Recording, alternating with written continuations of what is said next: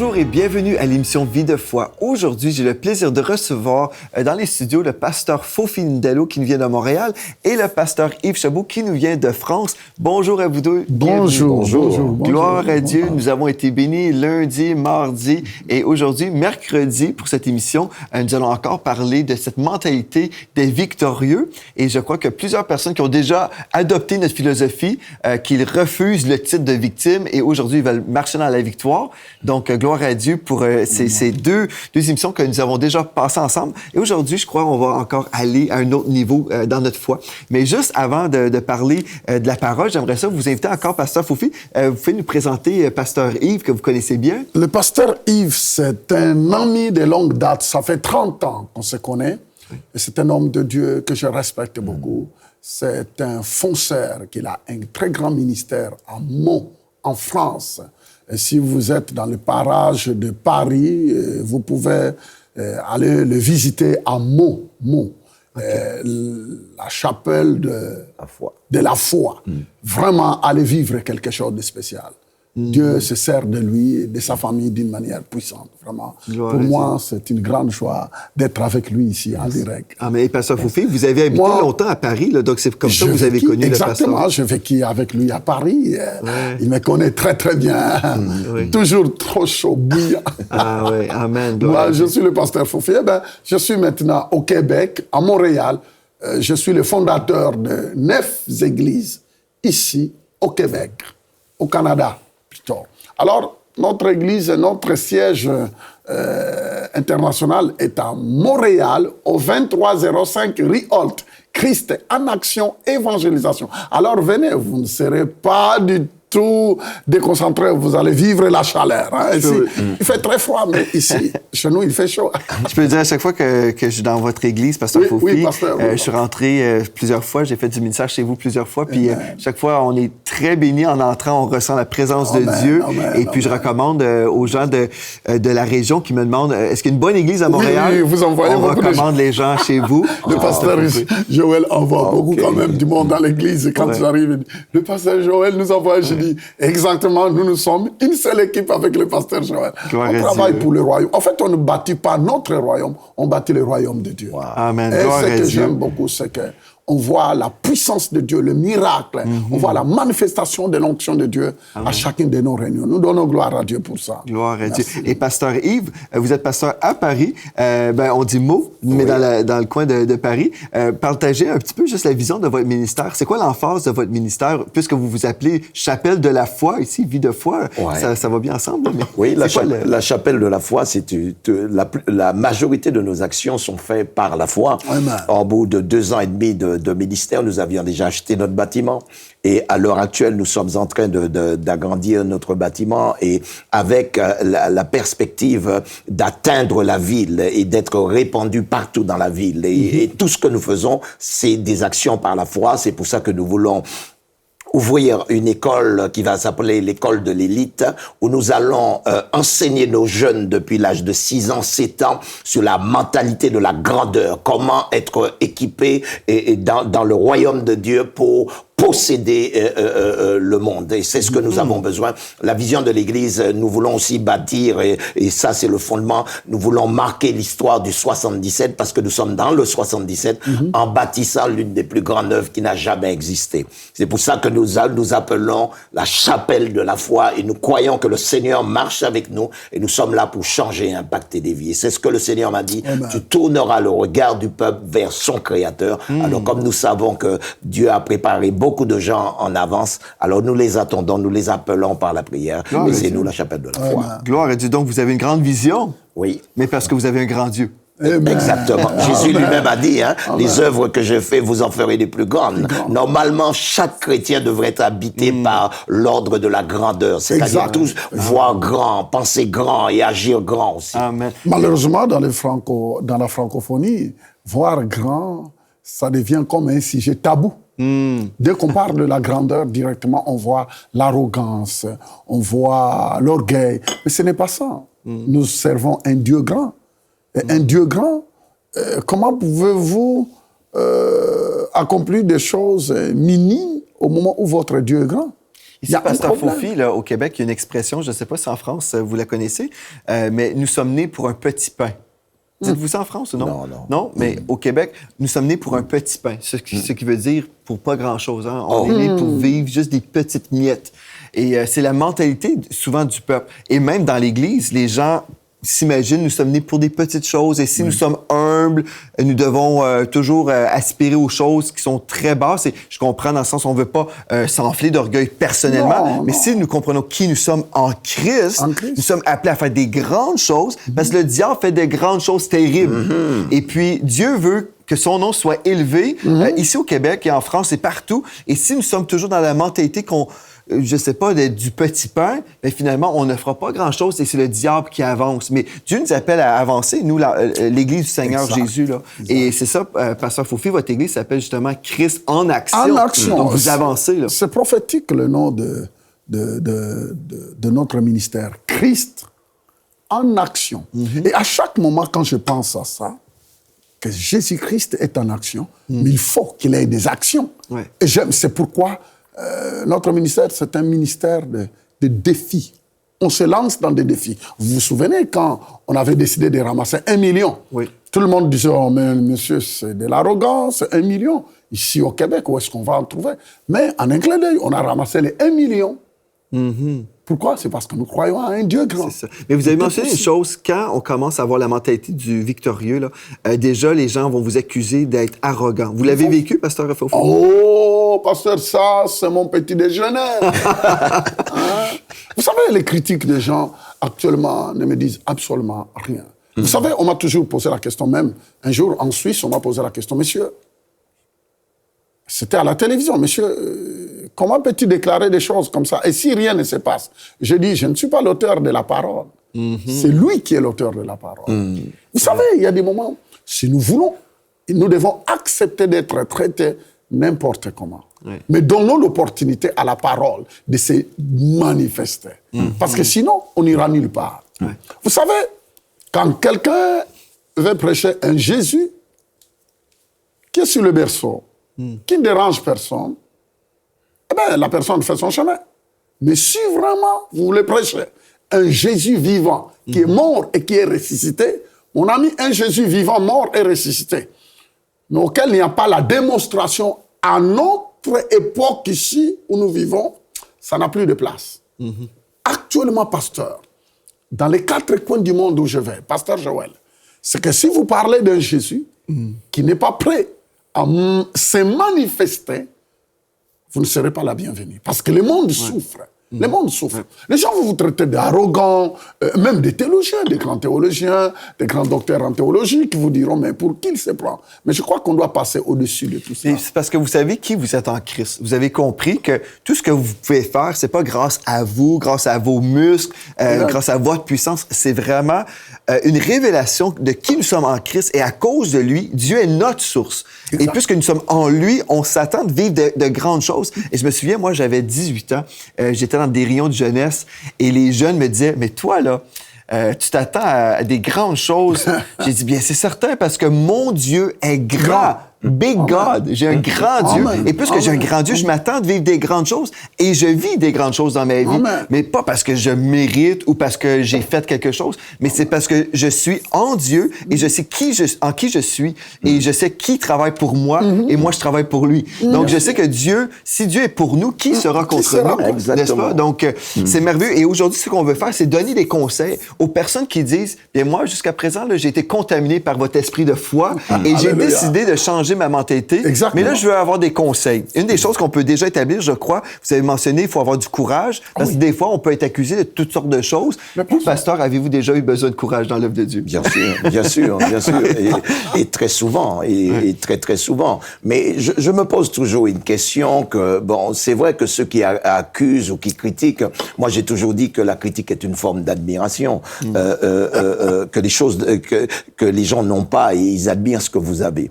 Mais j'ai compris une chose. Lorsque la NASA veut envoyer des fusées pour que les gens puissent aller vivre sur Mars, personne, on trouve ça normal. Lorsqu'on bâtit des grands paquebots, des grands centres commerciaux, on trouve ça normal. Mais lorsque nous voulons bâtir des grandes choses pour Dieu, on trouve ça anormal. Alors nous allons rétablir les choses dans leur juste valeur. Nous voulons dire que le grand Dieu que nous servons veut des grandes choses sur la terre qu'il nous a données. Genèse chapitre 1er, la Bible dit que Dieu créa la terre et les cieux. La terre appartient à mon Père. Parce que nous sommes enfants de Dieu. Alors sur la terre de notre Père, nous allons bâtir des grandes choses qui vont rappeler la beauté du Créateur. Et c'est à travers ses enfants que Dieu veut le faire. Donc, il ne faut pas limiter Dieu. Jamais. Si on veut être vraiment victorieux et ne pas être cette victime, on ne limitera pas Dieu par la mentalité des non-chrétiens et même des chrétiens qui ne sont pas renouvelés.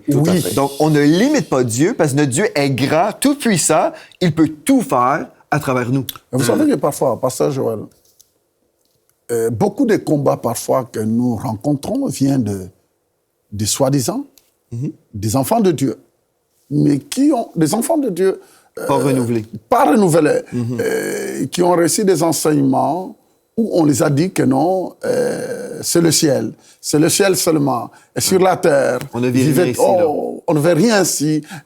C'est ça le grand problème.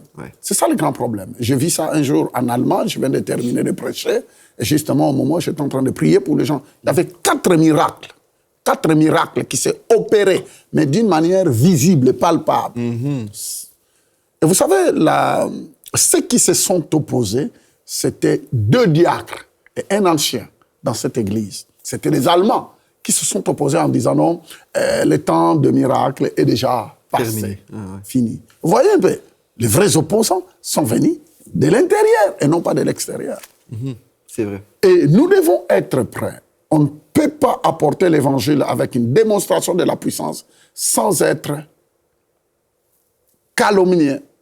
Mais quand il y a calomnie et calomnie, sans être humilié, de toute façon, n'importe qui, n'importe où tu es, qui aimerait bien mettre sa foi en action, si tu veux mettre réellement ta foi en action, attends-toi que les gens se retirent un peu de toi. C'est normal. Attends-toi que les gens s'éloignent de toi.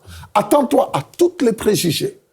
Mais humblement de tout ton cœur, si tu sais que ce que tu fais, c'est écrit dans la parole de Dieu, sans arrogance, prépare-toi, parce que tu seras un sujet d'enviement, on t'enviera.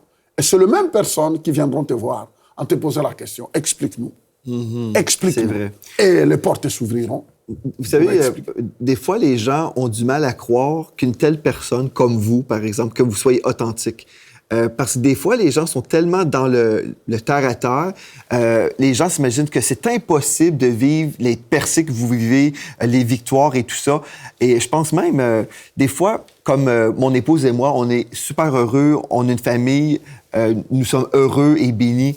Et des fois, les gens de l'extérieur peuvent se dire, est-ce que c'est possible? Est-ce que c'est possible? C'est trop beau pour être vrai.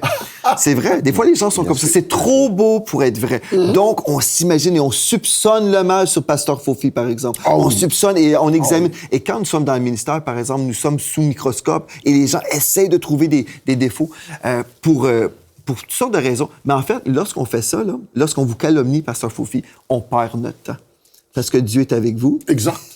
Exact. Et puis, puisque, c'est ça, on perd vraiment notre temps, mais au lieu d'essayer de trouver les défauts chez notre voisin et sur les hommes de Dieu, on devrait plutôt regarder à soi-même et s'examiner soi-même. Est-ce qu'il y a des choses que j'ai besoin de changer? Et là, ça, aie pitié, change-moi, aide-moi à être transformé. Et là, on quitte la mentalité du monde, la jalousie aussi, c'est un esprit de jalousie souvent. Hein? Donc là, on oublie toutes ces choses-là. On dit, je ne suis plus victime, je ne me laisserai pas influencer par le monde et par les mauvais esprits qui règnent.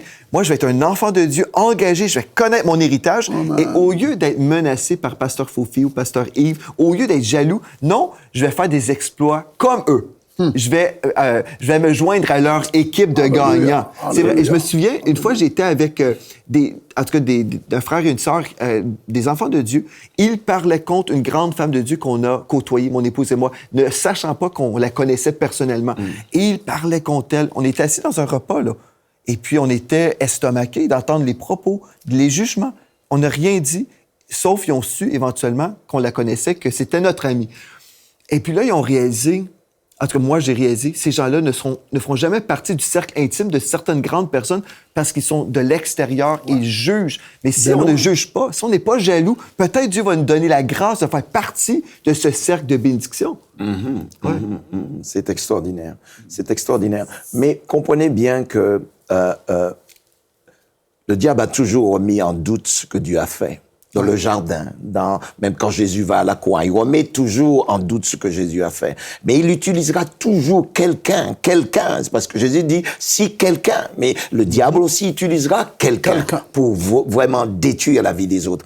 Et je crois que l'une des épidémies de notre siècle aujourd'hui, c'est la mentalité de détruire les autres. Et je pense que ça ne devrait pas se trouver dans l'Église.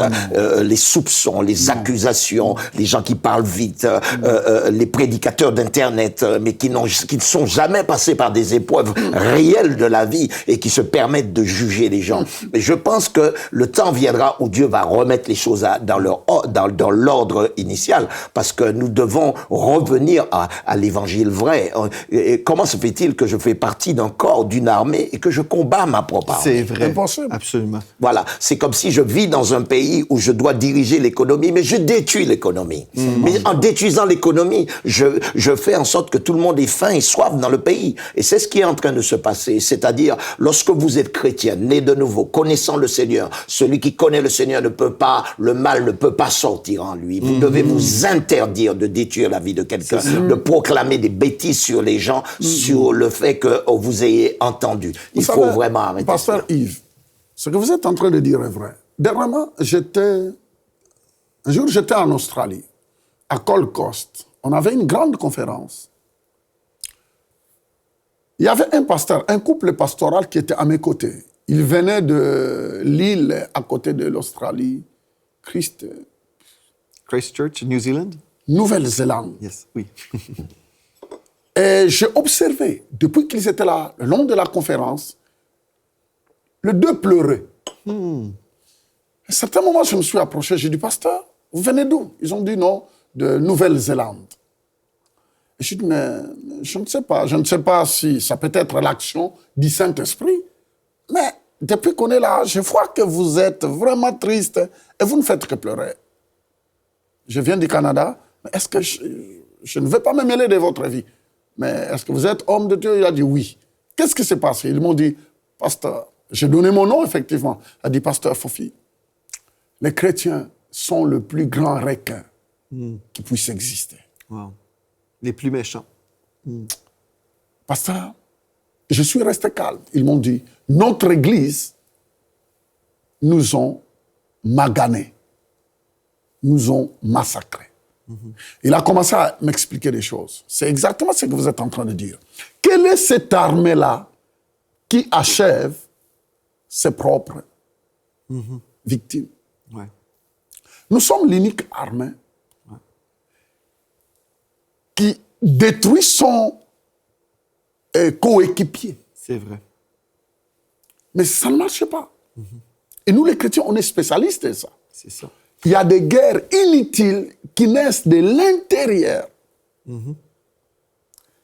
La plupart des combats ne sortent pas de l'extérieur, mais c'est de l'intérieur. Mais si dans la maison, si dans ta maison, déjà tu es détruit à l'intérieur de ta maison, qu'est-ce que tu seras dehors? Pasteur Fofi, des fois, on voit des journalistes qui passent en entrevue quelqu'un dans une religion. Je ne mentionnerai pas de nom. Dans une religion. Dénoncez-vous tel acte de terroriste. Et ils vont tout faire pour ne rien dénoncer. Parce qu'ils doivent être solidaires entre eux. Et ils ne sont pas enfants de Dieu. Là. C'est ça. Ils sont solidaires entre eux. À tout prix, j'ai vu des entrevues. C'est clair comme l'eau de roche. Ça serait tellement facile de dire, oui, je dénonce tel acte de terreur. Je dénonce. Mais non, ils refusent de dénoncer quelqu'un dans leur religion.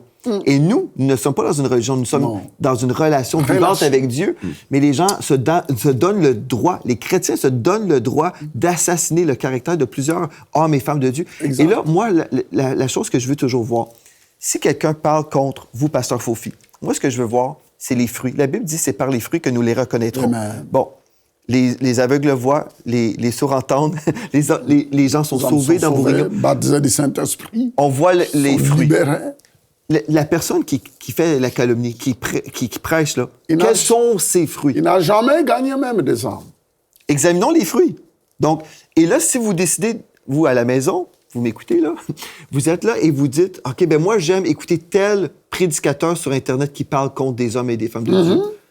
Examinez leurs fruits et avez-vous choisi que cette personne était pour devenir votre leader spirituel? Parce que si vous placez votre confiance dans cette personne et dans ses critiques et dans sa calomnie, cette personne est devenue votre leader spirituel et vous suivez cette personne et vous allez devenir comme cette personne. Exact. Mais si vous dites, non, en fait, c'est pourri, c'est de la pourriture, sa vie, et tout ce que je vois, c'est terrible, bien, cessez d'écouter ces personnes-là. Exact. La foi vient de ce qu'on entend vient de la parole de Christ. On devrait recevoir la parole de Dieu. Mais si on reçoit la parole du diable, est-ce qu'on peut être bien portant dans la vie? Non.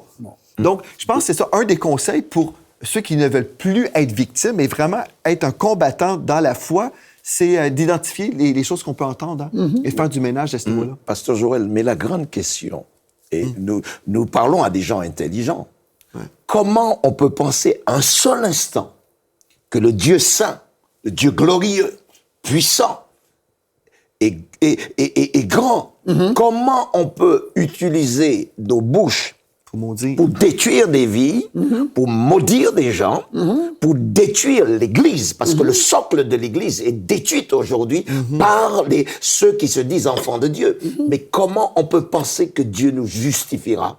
Alors, je dis aux gens aujourd'hui, mais rappelez-vous les paroles de Jésus. Il dit, je ne vous connais pas.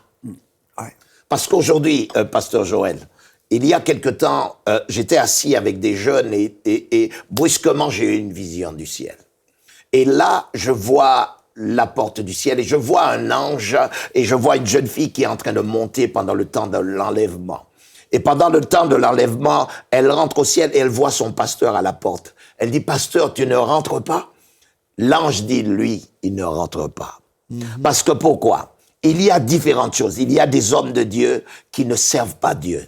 Et il y a des chrétiens qui ne servent pas Dieu. Ils ne savaient même pas qu'ils ne servent pas Dieu parce qu'ils détruisaient ce qui avait été établi par les apôtres. Wow. Et aujourd'hui, nous devons faire attention. Est-ce que nos actions sont justifiées par le ciel? Wow. Est-ce que ce que je dis est justifié par le ciel? Si ce n'est pas justifié par le ciel, je dois me repentir et me remettre sur les rails de la parole de Dieu. Amen. Et je crois une des choses, là, on va reconnaître l'onction de Dieu, n'est-ce pas?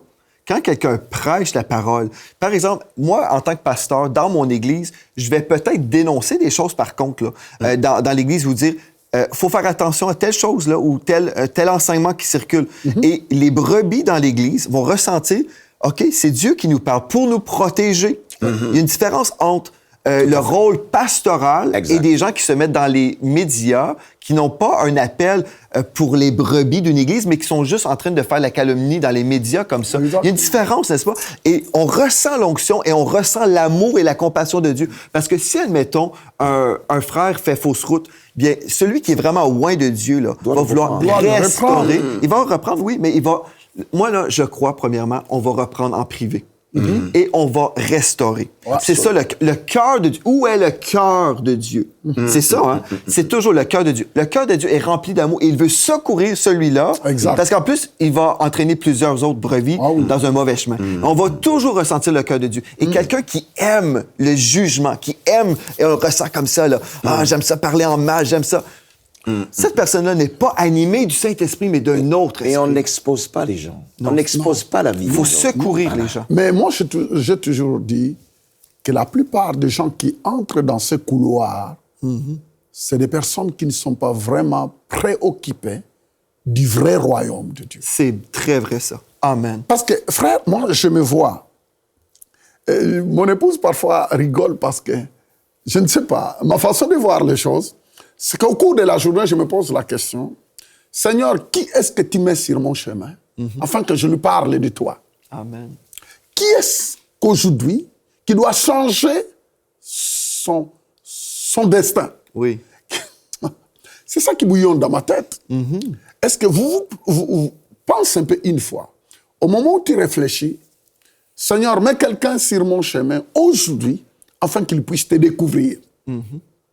Tu penses que tu auras le temps d'aller s'asseoir et commencer à parler de ceci, et commencer à parler de cela, des choses mais qui n'amènent rien. Les gens sans objectif qui glorifient Dieu, c'est ces gens-là qui entrent dans de tels couloirs où ils passent leur temps à parler, à démolir et ils détruisent ce qui est déjà construit. Ça ne marche pas. C'est ça. Ça ne marche pas.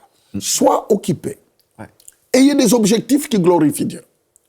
Et notre premier objectif, c'est qui est-ce que Dieu mettra sur ton chemin. Vous voyez, les gens, parfois, les gens ne prennent pas cela au sérieux. Même des chrétiens, parfois, ne prennent pas cela au sérieux. Ils vivent, ils sont sauvés, ils ne font rien, ils ne se font pas de soucis. De qui il doit amener au Seigneur. Vous voyez, il vit tout simplement, tous les dimanches, il est là, tous les mercredis, il est là, ainsi de suite, dans la routine. Mais il n'a aucun souci d'amener une âme.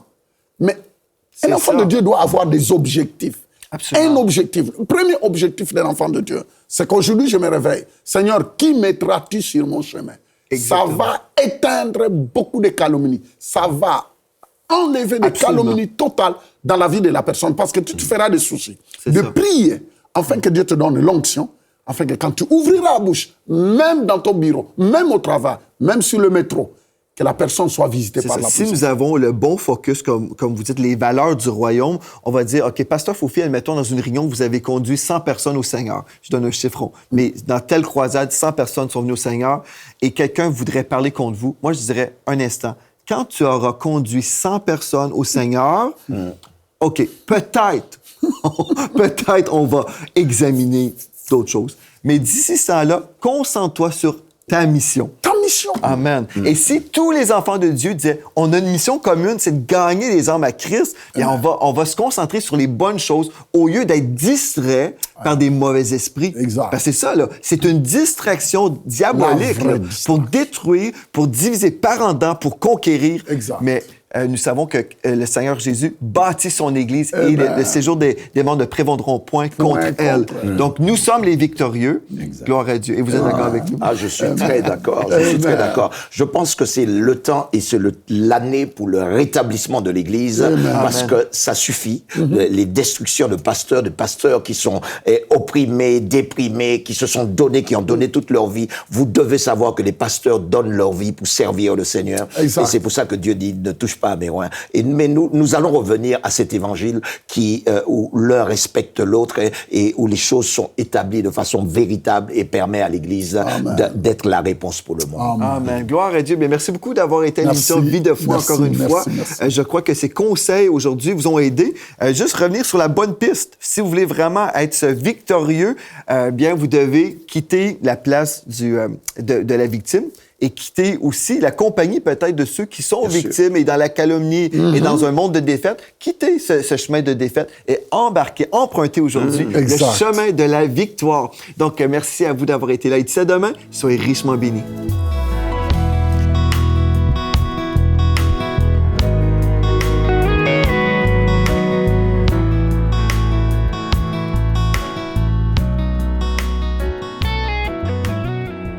Cette émission est rendue possible grâce au précieux soutien des partenaires d'Enseigne-moi Canal International. Retrouvez tous nos programmes sur emcitv.com.